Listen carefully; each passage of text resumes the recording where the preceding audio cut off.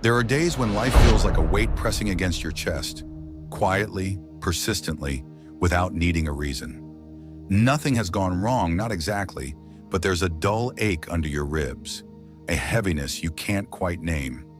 You wake up with it, carry it through your routines, let it sit beside you as you drink your coffee or scroll through your phone. It follows you into conversations, into quiet moments alone, into the spaces where no one sees you.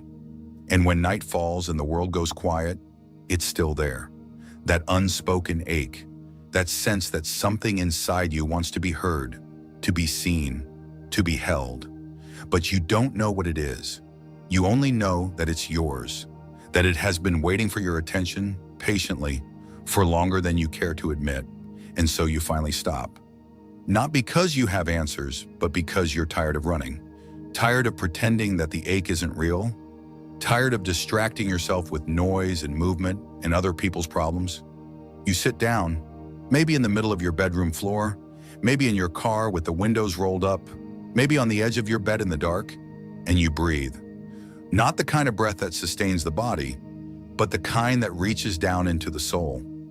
The kind of breath that says, I'm here now. I'm ready to listen. At first, there's only silence, a thick, uncomfortable silence that you've avoided for so long it feels foreign. But then slowly, something stirs.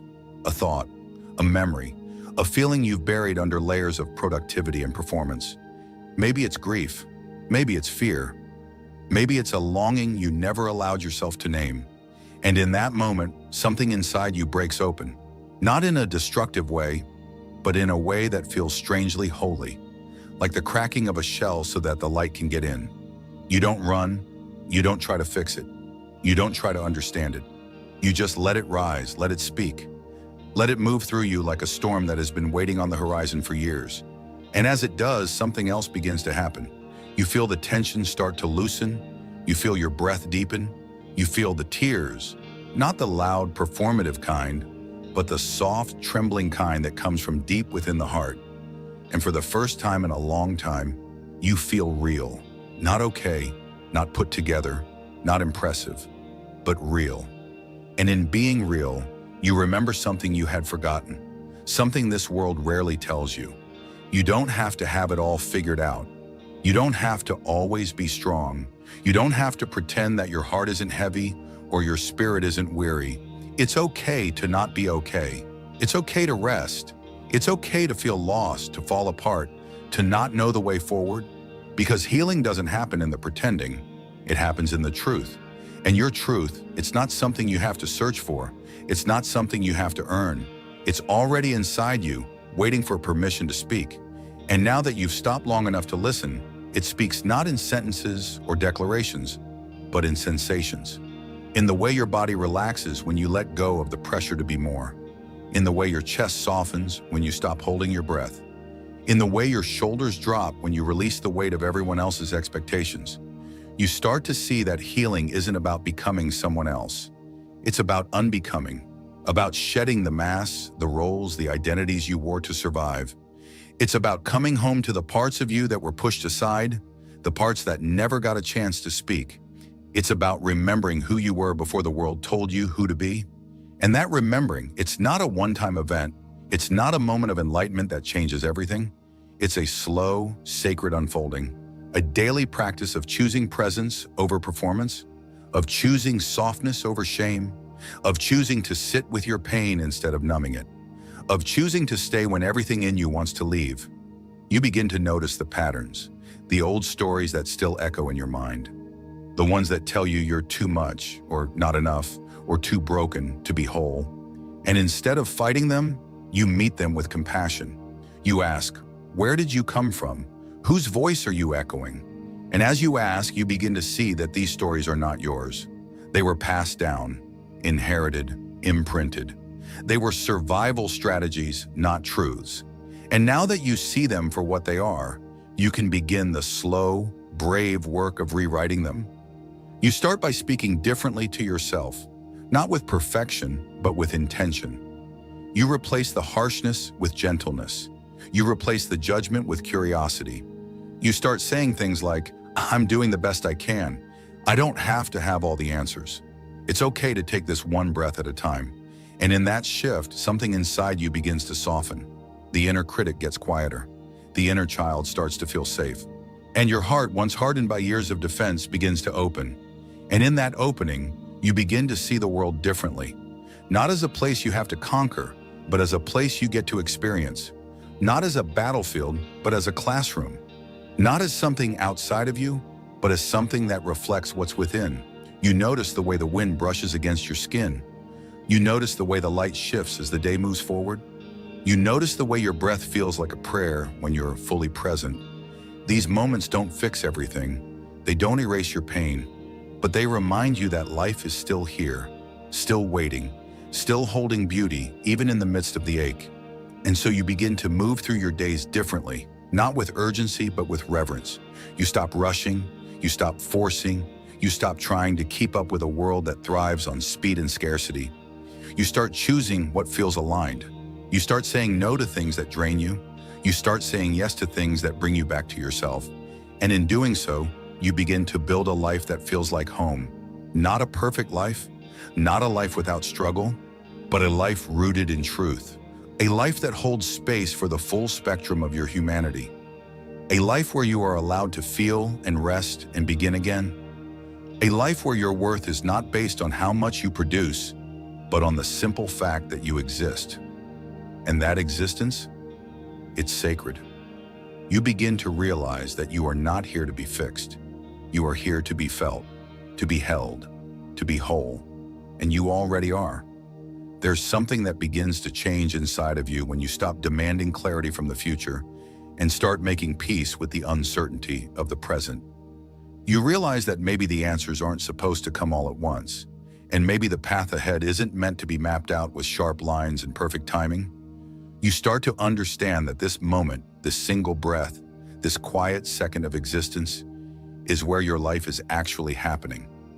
It's not waiting for you down the road when things are finally in place, when the pain is finally gone, when you've achieved enough or become enough or healed enough. It's here, in the tremble of your hands as you write your thoughts down for the first time in months, in the way your eyes blur with tears when a memory surfaces you thought you'd forgotten, in the way your chest rises and falls as you try to sit still with emotions you've always tried to outrun. Life doesn't wait for perfection. It moves through you in your rawest, most uncertain state, asking only that you meet it where you are, not where you think you should be. And when you stop waiting for life to begin, when you stop putting off your own peace until you're more worthy, more ready, more whole, you find that the life you've been longing for has already been whispering to you all along. It's in the quiet moments that never made it to your highlight reel. It's in the messy conversations, the half-finished journal entries, the awkward silences that followed your most honest words. It's in the loneliness that wrapped around you like a second skin and taught you how to be your own companion. It's in the mistakes that unraveled you and forced you to sit with the version of yourself you didn't know how to love yet. All of it, the softness, the suffering, the longing, the learning, it was never a detour.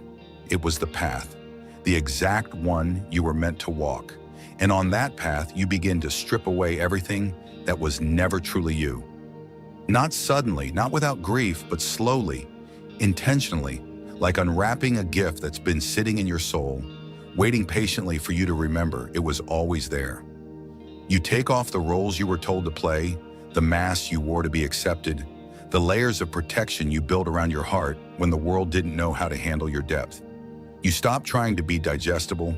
You stop apologizing for your voice, your volume, your silence, your sorrow. You let yourself be seen, not just the version that smiles politely and says all the right things, but the version that shakes when speaking the truth, that cries for no reason, that laughs too loud, that loves too much. And as you let yourself be seen, you begin to see yourself with new eyes, not as a problem to solve, but as a story unfolding in divine timing. You realize that self-love is not a destination, but a daily devotion. It's not found in grand declarations or perfectly curated routines, but in the quiet decisions you make every day to stay with yourself. When you choose to rest instead of pushing through the exhaustion. When you feed your body because it deserves nourishment, not punishment. When you say no to something that drains you, even when it's easier to say yes. When you speak kindly to yourself in the mirror, even when the old thoughts rise like ghosts. These moments might seem small, but they are acts of rebellion in a world that profits off your self-doubt. They are the rituals through which you reclaim your power, not from anyone else, but from your own patterns of self-abandonment. And yes, there will be days when you forget. Days when the old wounds feel fresh, when the noise in your head drowns out the softness of your heart.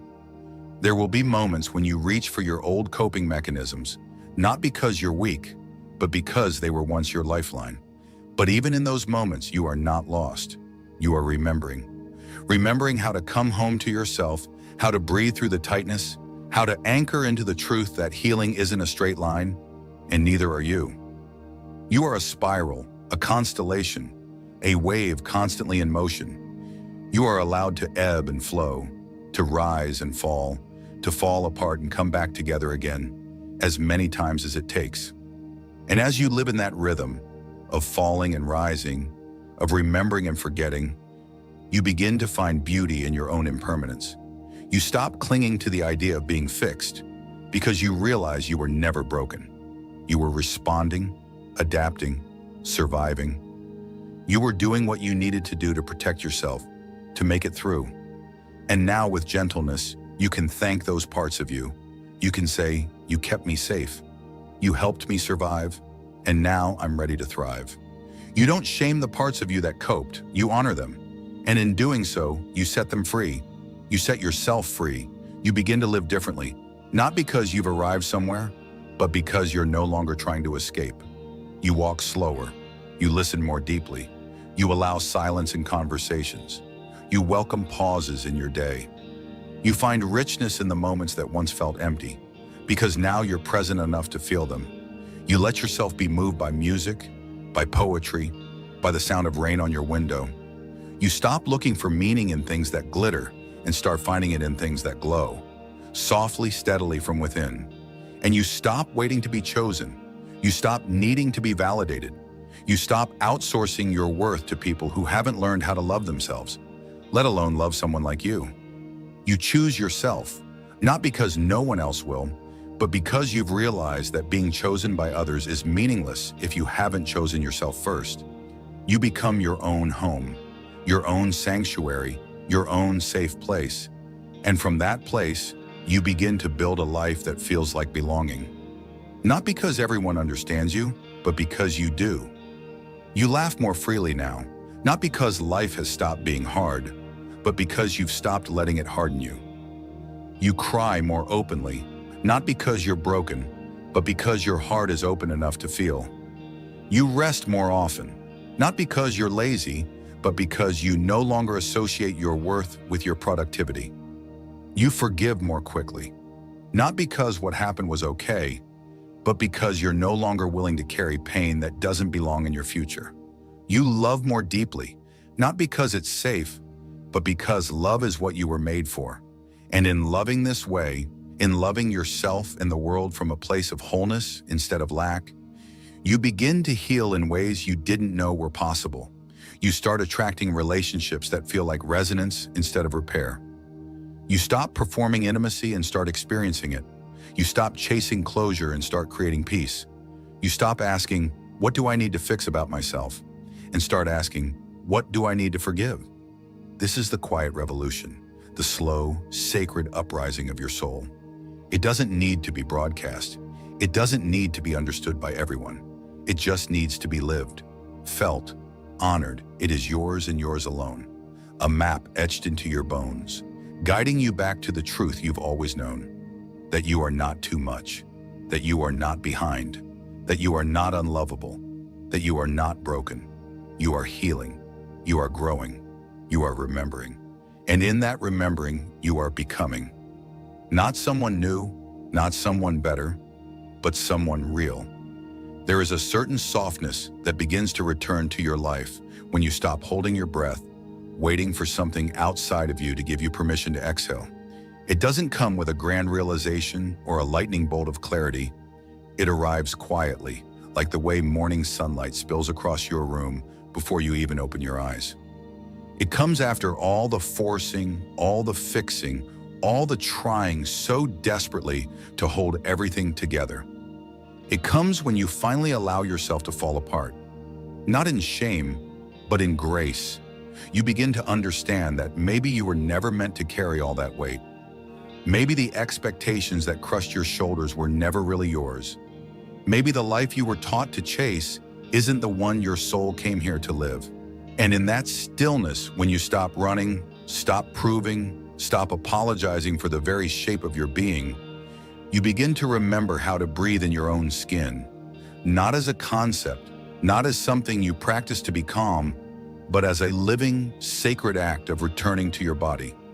You realize that your breath has always been your anchor, your most loyal companion, the part of you that never gave up, even when your mind did. Every inhale, every exhale has been a quiet rebellion against despair. And now as you breathe intentionally, you feel your spirit uncoil, like a fist unclenching after years of bracing for impact. Your body, which you once ignored or criticized or tried to escape, starts to feel like a place you can live in again. You notice its wisdom, the way it trembles when you're near truth, the way it tenses when something is off, the way it softens when you're safe. You stop treating your body like an enemy and start listening to it like a trusted friend. You ask it what it needs, not just when it's in pain, but every day. You offer it nourishment. Not because you're chasing an ideal, but because you're learning what it means to care. You move it not to punish, but to celebrate. You rest it not because you've earned rest, but because you're no longer waiting for permission to exist fully and without apology. And through that reconnection with your body, you find something even deeper, your presence. Not the kind you force when trying to impress someone, but the kind that hums quietly from within. The kind that doesn't need attention to feel valuable. The kind that says, this moment matters, even if no one is watching. You start to live in your life instead of around it. You taste your food. You feel the water on your skin in the shower. You hear the birds in the morning. You hold eye contact with people you love and let it linger. You slow down enough to hear the unspoken, to feel the spaces between words, to honor silence not as emptiness, but as presence. And in all of that presence, you start to feel joy again. Not the high energy, performative joy, but the kind that wraps around you like a favorite blanket. The kind that doesn't ask for anything in return. The kind that says, I'm here whenever you're ready. You find it in the way the sunlight warms your skin, in the smell of something baking, in the way someone laughs with their whole chest, in the way a song finds you at the exact right moment, in the way your own heartbeat begins to sound like a hymn of survival, of staying, of showing up again and again and again, even when it would have been easier to hide. And yes, there are still hard days. Days when you forget the softness. Days when the fear comes back dressed in old clothes, whispering old lies. Days when you feel like you're slipping into patterns you thought you'd outgrown. But the difference now is you don't shame yourself for it. You don't panic. You don't spiral into a story about failure. You breathe. You pause. You say, I see you, and then you choose again. That's what healing has given you. Not perfection, but choice. The choice to not abandon yourself. The choice to respond instead of react. The choice to come back to your truth, even when it's inconvenient or uncomfortable or completely counter to what the world tells you should be true. You learn to trust that your inner compass knows more than the noise around you. That your intuition is not just a whisper, it's a lifeline. You begin to orient your life around what feels right, even if it doesn't make sense to anyone else. You leave rooms where your light is dimmed. You speak even when your voice shakes. You change your mind because growth asks you to. You start over not because you failed, but because you outgrew what no longer fit. You become loyal not to who you used to be, but to who you're becoming. And that loyalty to your own evolution becomes the most sacred promise you've ever made. You no longer fear being misunderstood because you understand yourself. You no longer fear being alone because you enjoy your own company. You no longer shrink in the presence of others because you've stopped measuring your value by comparison. You realize that your uniqueness is not something to overcome, it's something to honor. that your sensitivity is not a weakness, it's a superpower, that your dreams are not naive, they are sacred blueprints whispering to you from the future. And as you start honoring those whispers, you begin to build a life from the inside out. Not one built on performance or approval or appearances, but one built on alignment. You stop chasing the things that drain you and start nurturing the things that light you up. You write more, you rest more, you laugh more, you tell the truth, even when it's messy. You stop trying to do what's expected and start doing what's essential. You realize that saying no is not a rejection. It's a declaration of self-trust, and saying yes becomes more powerful. You begin to live as if your presence matters because it does. You begin to love as if your heart was made for it because it was. You begin to heal as if the process is sacred because it is. And that sacredness infuses everything, from the way you make your tea to the way you hold space for someone else's pain, to the way you look at your reflection and finally see not a project, but a person worthy of kindness, of tenderness, of grace. And as this new way of being becomes your baseline, you start to notice how different the world feels. Not because the world has changed, but because you have. You're no longer rushing past your own life. You're no longer waiting for the future to rescue you. You're here, in this moment, in this body, in this breath. And that presence, that rooted, quiet presence, it becomes your home, your compass, your prayer. It becomes the foundation upon which you build a life that doesn't just look good from the outside, but feels good from the inside. And that, perhaps, is the greatest gift healing offers. Not certainty or clarity or even peace, but presence. The ability to be here, to be you, to be real, and to know in your bones that that is enough. There is something undeniably sacred about reaching a point in your journey where you stop asking, "When will I be healed?" and start asking, "How can I be with myself more gently while I grow?" That simple shift in intention changes everything. It untangles you from the grip of pressure, the pressure to be finished, to be better, to be perfect. And it brings you into a deeper presence, a softer acceptance. You start to realize that your healing is not something that happens in the background while you get on with life. It is your life. It's in every breath you take that feels more conscious than the last. It's in every boundary you set even when it's hard. It's in every time you listen to your needs and honor them, even if it disappoints someone else. It's in the way you respond to your own sadness, not by pushing it away, but by making room for it, like you would a beloved guest who needs to be held for a while. And when you begin to see your healing this way, not as a project, but as a relationship, your entire view of yourself begins to soften. You stop demanding progress from your pain. You stop forcing smiles through tears. You stop pretending to be okay when you're crumbling inside, because now you know that pretending is not strength, it's survival, and you've already survived enough. Now you're learning how to live, really live, fully, honestly, deeply. You're learning to embrace the truth of where you are instead of constantly striving for some imagined future version of yourself. And that truth, it's not always pretty. Sometimes it's messy. Sometimes it's raw. Sometimes it's all tangled up in grief and longing and anger and shame. But it's yours. And that makes it beautiful. There's a quiet rebellion in telling the truth about how you feel, in saying, "I'm not okay today," and letting that be enough, in not rushing to fix or change it, in not needing to make it sound more palatable for someone else's comfort, in simply being honest. Because the truth is where healing begins. The truth is where you meet yourself. The truth is what holds the light, even when everything feels dark. And when you learn how to sit with the truth, when you stop fearing it, stop dressing it up, stop hiding from it, you start to find freedom. Not the kind of freedom that comes from running away, but the kind that comes from coming home. Coming home to yourself isn't a moment, it's a process. It's a choice you make over and over again, especially when it's hard. It's choosing to turn toward your own heart when everything in you wants to turn away. It's choosing to stay present when the old patterns try to lure you back into numbness or distraction. It's choosing to feel, even when it hurts, especially when it hurts. Because now you know that feelings are not the enemy. They are messengers, teachers, guides. They are the voice of your inner world, speaking the language of emotion because that's the only way it knows how to get your attention. And when you start to listen, really listen, you begin to understand things about yourself that you never had space to know before. You understand why you pull away when people get too close. You understand why you say you're fine when you're not. You understand why certain words make your chest tighten, why certain places feel like home, why some days the weight of everything hits you all at once.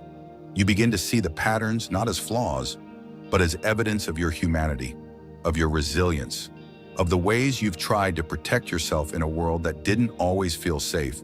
And in seeing those patterns, you begin to heal them, not by force, but by compassion. You don't berate yourself for having triggers. You hold space for the younger version of you who didn't have the tools you have now. It's a younger version of you that was once overlooked, misunderstood, dismissed. The anxiety that bubbles up before connection, it's the memory of a time when being seen felt unsafe. You learn to stop fighting these parts. You learn to place your hand on your chest, close your eyes, and whisper gently to the ache inside. I'm here. I hear you, and I'm not leaving. You no longer reject your own complexity. You no longer divide yourself into acceptable and unacceptable pieces.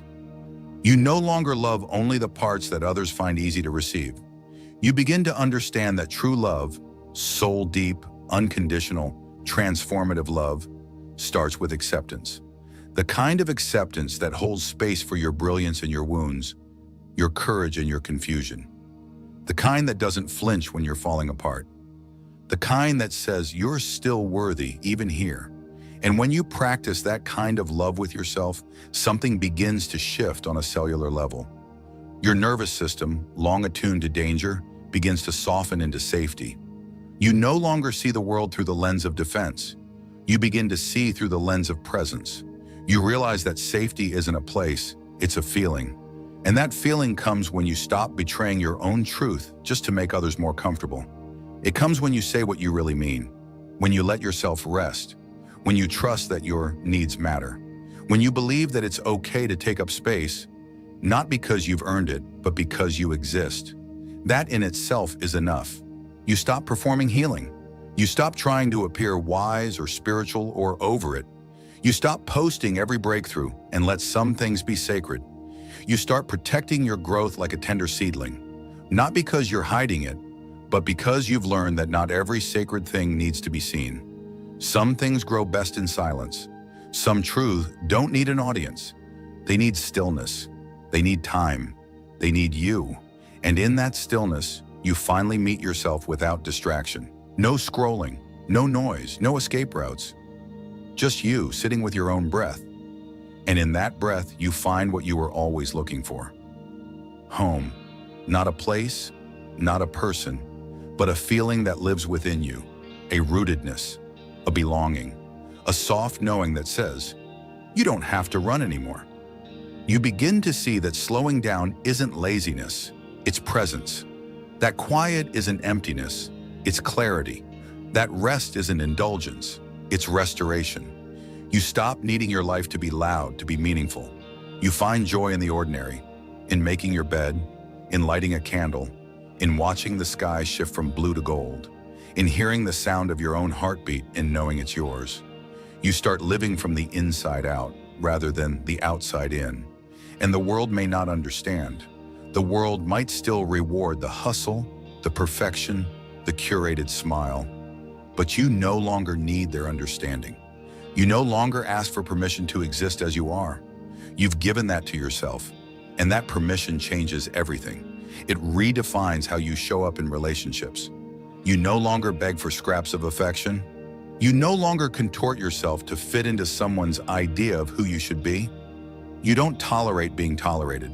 You surround yourself with people who see you and celebrate you, not in spite of your depth, but because of it. You learn to let go, not as an act of resignation, but as an act of reverence. You let go of old identities, old stories, old versions of yourself that were rooted in fear and scarcity. You bless them, you thank them, and you release them because you're no longer willing to live a life that keeps you small. You know now that your truth is not too much, your voice is not too loud, your heart is not too tender. You know now that the things that made you feel broken were often just the parts of you that didn't fit into a world that wasn't designed for your wholeness. And as you let go, you begin to trust that what is meant for you will not require you to betray yourself. You stop chasing, you stop proving, you start magnetizing, because now you are aligned, not perfect, not healed in every way, but aligned. And alignment is what draws in the people, the places, the experiences that nourish your soul. You begin to live with intention, not to impress, but to embody. You start choosing things that feel true, even if they scare you. You speak your needs, you honor your boundaries. You give yourself permission to be seen, even when it feels vulnerable, especially then. And when you're seen, truly seen for who you are, not for the role you play or the image you portray, there's a kind of peace that settles into your bones, a quiet exhale that says, yes, this is me. And that kind of authenticity attracts depth. It creates intimacy. It invites connection that doesn't ask you to be anything other than human. And being human, in all its messy, beautiful, you start to find strength in your softness. Not the kind of strength that dominates or controls, but the kind that holds space. The kind that says, I can be with this discomfort. I don't have to numb it. I don't have to run from it. You become the kind of person who can sit in pain without turning it into poison, who can hold grief without collapsing, who can celebrate joy without guilt. You become steady, not because life stops being chaotic, but because you've stopped outsourcing your peace. You stop seeking safety in what is temporary, in likes, in titles, in the illusion of control. You start anchoring yourself in what's eternal, your breath, your presence, your awareness. You know now that healing is not a straight line, that growth is not linear, that your worth was never up for debate. You walk into rooms with your head high and your heart open, not because you're fearless, but because you're faithful. Faithful to your process, faithful to your becoming, faithful to the version of you that is still unfolding. There's a certain grace that emerges when you stop trying to be extraordinary in a world that tells you nothing about being human. It comes not with applause, but in the silence that follows a moment of truth. In that stillness, you find yourself loosening the grip on identities you worked so hard to uphold. Roles you performed so well you nearly forgot they weren't you. You start to question the narratives you inherited, the ones that told you to always be useful, always be strong, always be agreeable. Slowly, you begin to realize that maybe the point of this life isn't to be impressive, but to be whole. Not to gather admiration, but to cultivate authenticity.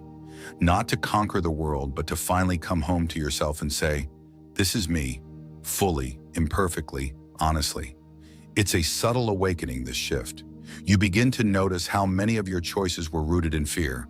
Fear of rejection, fear of abandonment, fear of being misunderstood. And as that awareness deepens, you feel the pain of how many times you said yes when you meant no. How many times you smiled to keep the peace when your soul was breaking. How many times you bit your tongue, swallowed your truth, silenced your longing just to remain digestible. And for a while, that grief washes over you like a tidal wave. Not to punish you, but to show you what it costs to deny yourself for so long. But in that grief, something beautiful is born. A fierce kind of self-loyalty, a holy kind of self-trust. You begin to choose yourself, not because it's easy, but because it's necessary. Because you finally understand that no amount of external love will ever feel safe if you continue to abandon yourself to receive it. You begin to redefine love, not as a feeling, but as an act, a commitment, a choice to stay with yourself, especially in the moments you've been conditioned to leave. And it's in those moments, the ones that feel the most vulnerable, the most uncertain, that your healing deepens. When the old pattern shows up, whispering that you're too much, too sensitive, too intense, and instead of shrinking, you expand. You breathe. You say, yes, I feel deeply. And that is not a flaw. You stand tall inside the very parts of you once tried to hide. You let your voice tremble and speak anyway. You let your heart crack open and feel anyway. You let your body rest even when the world says you should be grinding. You reclaim your humanity. And as you reclaim it, you stop pretending that healing is linear. You stop presenting yourself as fixed when the truth is you're still unraveling. You begin to live from a place of tenderness, not performance. You let people see you, not just the curated, confident version, but the raw, in-process version. The one who still cries during commercials. The one who gets overwhelmed by noise. The one who's still figuring out what it means to belong to herself fully. And you realize being seen in your vulnerability doesn't make you weak. It makes you free. You find a new rhythm, one that doesn't rush, one that doesn't measure worth in productivity or likes or outcomes, one that honors rest as much as action, silence as much as expression, being as much as becoming. You notice how your breath slows when you speak your truth, how your body softens when you stop fighting it, how your energy rises when you do things that align with your values, your joy, your truth. And in this alignment, you discover that boundaries are not walls, but bridges. Bridges between the life you used to endure and the one you're now choosing. Boundaries become less about saying no to others and more about saying yes to yourself. Yes to peace. Yes to presence. Yes to protection of your spirit. You no longer explain them to people who aren't committed to understanding you. You no longer feel guilty for disappointing others when it means not abandoning yourself. You don't judge yourself for slipping into old habits. You notice and you choose again. You become the person you needed when you were hurting. You offer yourself the presence, the patience, the permission that no one else could give you then. You stop waiting for someone to save you and start realizing that the most powerful healing happens when you choose to show up for yourself again and again. You begin to take responsibility for your own healing, not in a way that shames or burdens you, but in a way that empowers and liberates you. Because now you see that healing is not about erasing the past. It's about rewriting the future. It's about choosing different responses. It's about learning how to self-regulate, how to self-soothe, how to self-validate. It's about recognizing that the way others treat you is not a reflection of your worth, but a reflection of their capacity. And it's about deciding that your peace will no longer be held hostage by someone else's chaos. And when you begin to take back that kind of power, not the aggressive, performative kind, but the quiet, rooted kind, you start to see yourself more clearly. You stop looking for your reflection in someone else's approval. You stop trying to shrink yourself to fit into spaces that were never meant to hold your fullness. You start owning your voice, your needs, your dreams.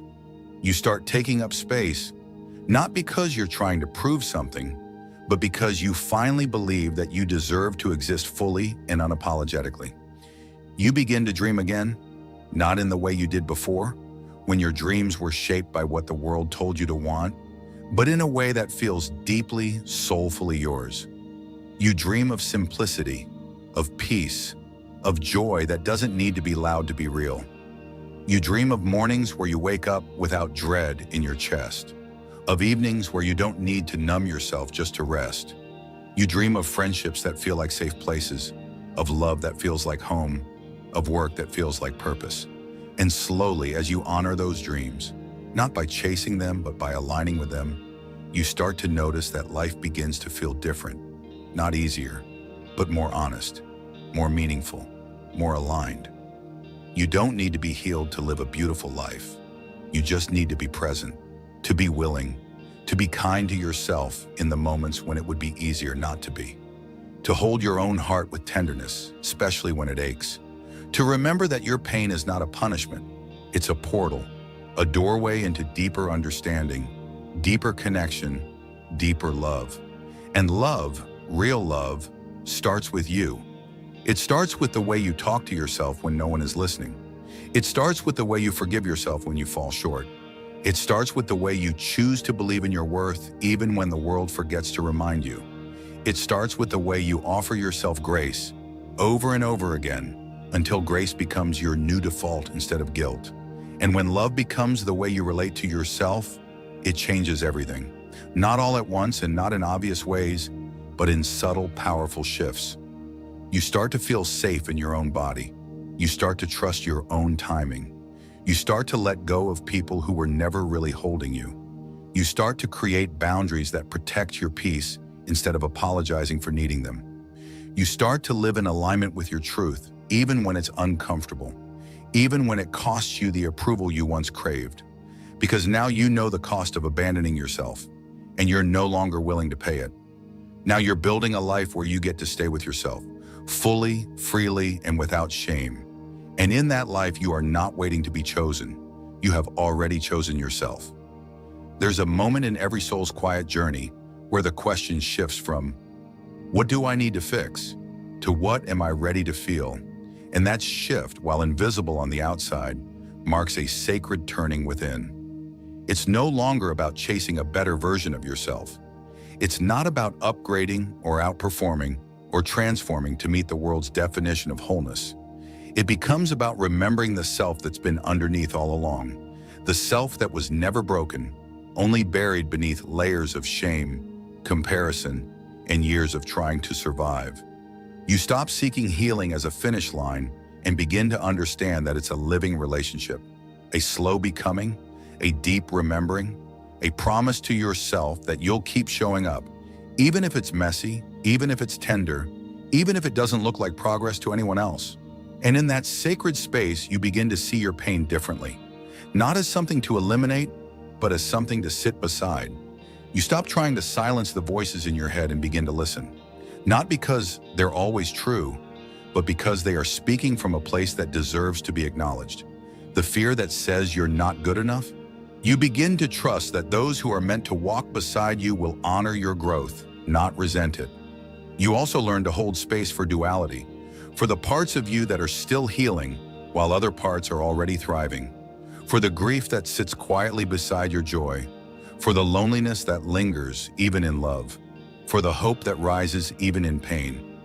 You stop trying to sort your life into neat categories. You let it be messy, real, alive. You let your journey be a canvas with rough edges and unfinished strokes, knowing that beauty often comes from what's left unresolved. And in this way of living, you begin to see yourself not as a project to be completed, but as a garden to be tended. You water the parts of you that have gone dry. You pull the weeds of old stories and outdated beliefs. You sit in the soil of your own becoming and trust that something is growing, even if you can't yet see it. You start choosing gentleness over judgment, curiosity over criticism. You ask yourself softer questions. What do I need right now? What's hurting? What's calling me forward? And you wait for the answers without rushing them. There are days when your progress will be invisible, days when the only thing you accomplish is not giving up, days when the most revolutionary thing you do is listen to your body and honor its yes or no. And slowly, you learn to celebrate those days just as much as the ones filled with clarity and motion. You begin to understand that healing is not just what you do in therapy or in journals. It's how you choose to meet yourself moment by moment, with compassion, with care, with the quiet knowing that no step is too small when it's taken in love. And as this becomes your way of living, you begin to radiate a different kind of energy, one that's not trying to prove or persuade, but simply is. You walk into rooms not with armor, but with presence. You speak not to be heard, but to be true. You rest not as a luxury, but as a birthright. You connect not to be completed, but to be witnessed. You move through the world with a softness that no longer feels like weakness, but as your most sacred strength.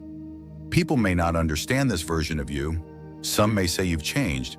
Others may miss the version of you who was easier to manipulate, who didn't take up so much space, who said yes even when it hurt. And that will sting at first. The shedding always does. But you'll remember, you didn't come here to make yourself small. You came here to be whole, to live, to feel, to offer your gifts not from a place of depletion, but from overflow. You are no longer here to impress. You are here to embody, to take up the space that is yours without shrinking, to speak with a voice that's rooted in truth, not fear, to love from a heart that has learned how to love itself first. And from that place, everything you touch begins to change, not because you're forcing it, but because your energy now reflects the light you reclaimed from your own shadows.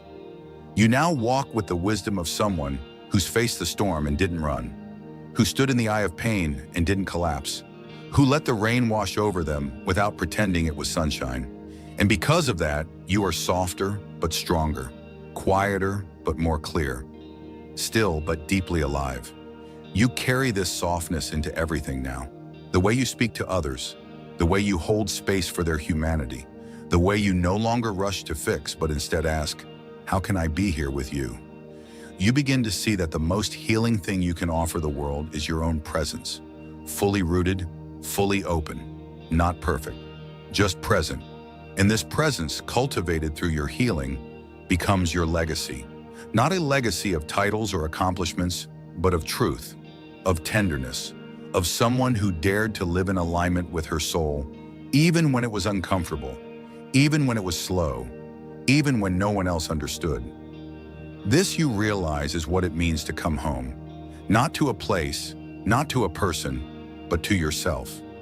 And in that unfolding, you find purpose, not in grand achievements, but in small moments of alignment. You find purpose in showing up with integrity, in living your truth, even when it's inconvenient, in being kind, not just to others, but to yourself.